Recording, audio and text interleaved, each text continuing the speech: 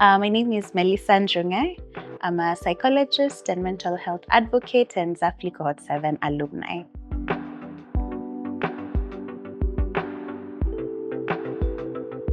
So TFGBV in full is technology facilitated gender-based violence, and it's any form of abuse or harm that is perpetrated against a person through digital platforms. This could either be phones, in emails, in TikTok, Instagram, and it is done in different ways. There's cyberbullying.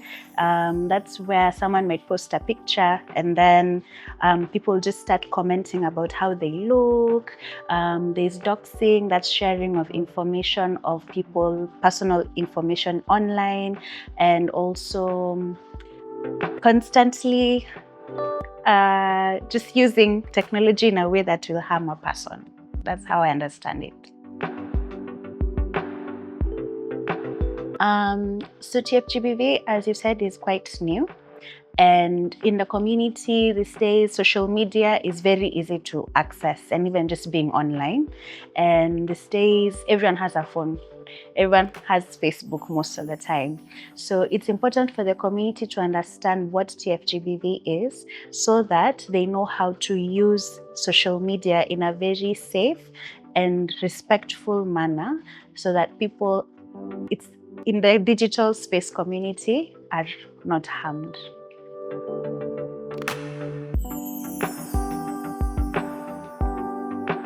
Social media is something that has come to help in a society because so many people use it for either businesses, advertising their things, and even just showing their day-to-day life.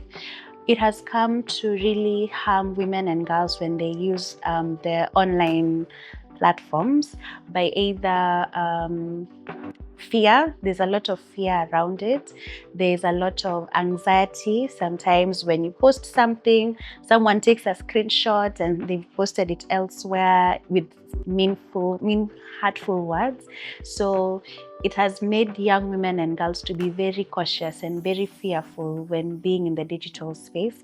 And I feel it shouldn't be that way. We need to be free to speak our minds.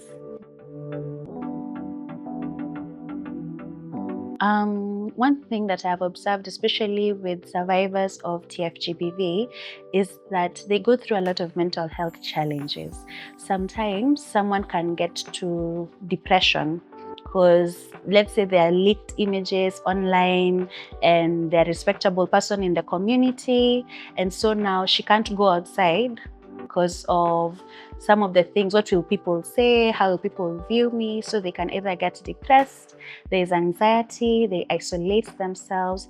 So one way it has affected people in the community is that if someone goes through any form of TFGBV and maybe they're using it as a business platform, they might get out of the online platform, deactivate their accounts, and that's how they lose their economic empowerment activity, and it also disrupts their day-to-day life in the community.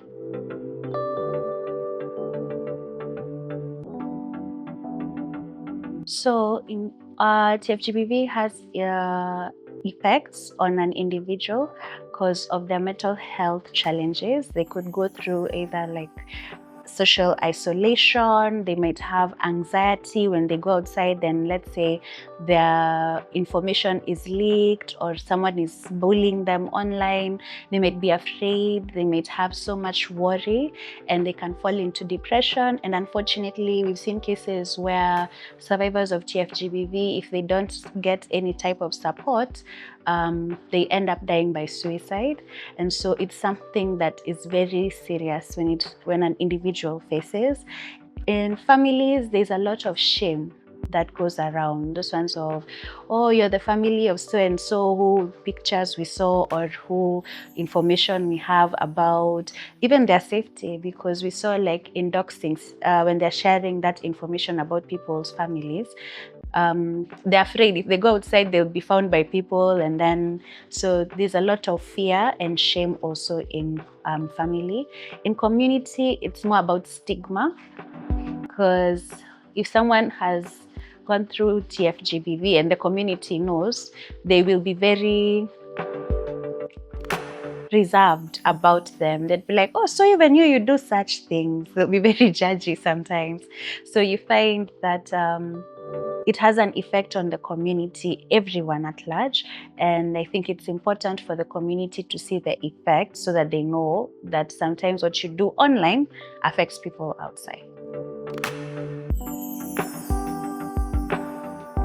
So TFGBV is a real form of gender-based violence, and it's high time we start seeing it as that, because you find that when people go through TFGBV, they might some don't even know what they're going through is TFGBV. So we need the community to know this is TFGBV, these are the forms of TFGBV that are there, because they have long-lasting effects on an individual. For example, we say what is on the internet always stays on the internet. Even if you erase, you remove, you delete all this. So I think it's important for us to see it as a form, a real one, and it to be taken seriously. Yeah.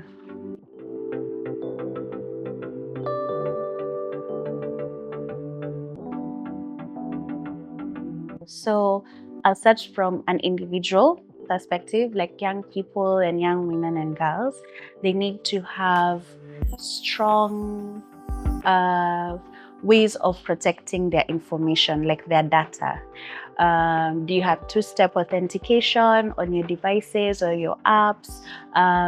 Some things that are a bit intimate, so also taking some pictures. Are you, because when people are in relationships or partnerships, you find some things are bound to happen. So even as you do that, it's being very mindful of the content that you are comfortable it being posted, because once it's out there, there's nothing much you can do about it.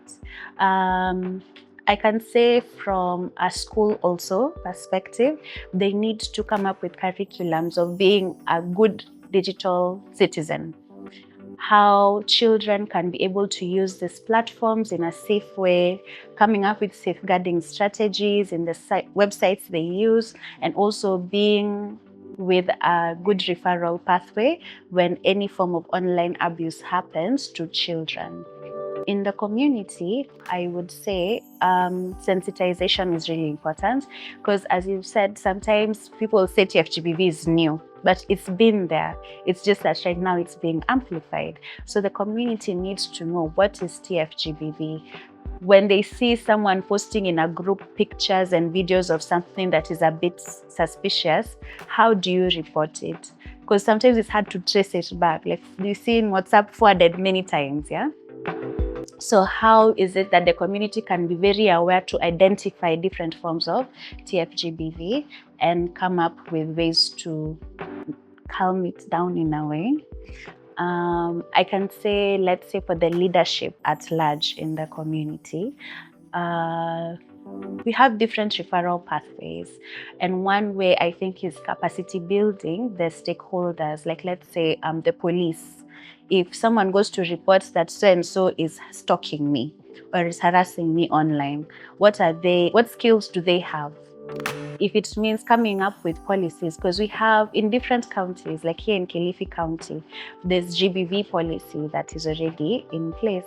So how can we even put TFGBV inside the already existing GBV policy so that we can see the magnitude of it?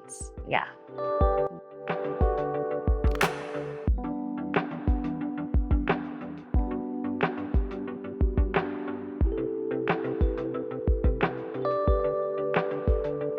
One message that I would want the community to know, even as we go to talk to them about TFGBV, is be very kind and mindful and empathetic. Because if it was you and your pictures are being shared online, or it's you've posted a really nice picture, but someone is just talking bad about it, how would you feel? So being in a sitting from a point of empathy and seeing how sometimes your actions, even as a collective in the community, can have an impact on an individual. To the policymakers, please prioritize TFGBV as a form of GBV and not see it as something that is just coming up and we just have to talk about it and then we go back to our ways. Coming up with penalties even, like if you do this, if you send pictures of so and so like this and you're traced and found, then this is that. And also funding, because we can't do all this without funds. We need funding in terms of capacity building, like let's say the stakeholders who are in the front line of GBV, for them to have these skills to help their community.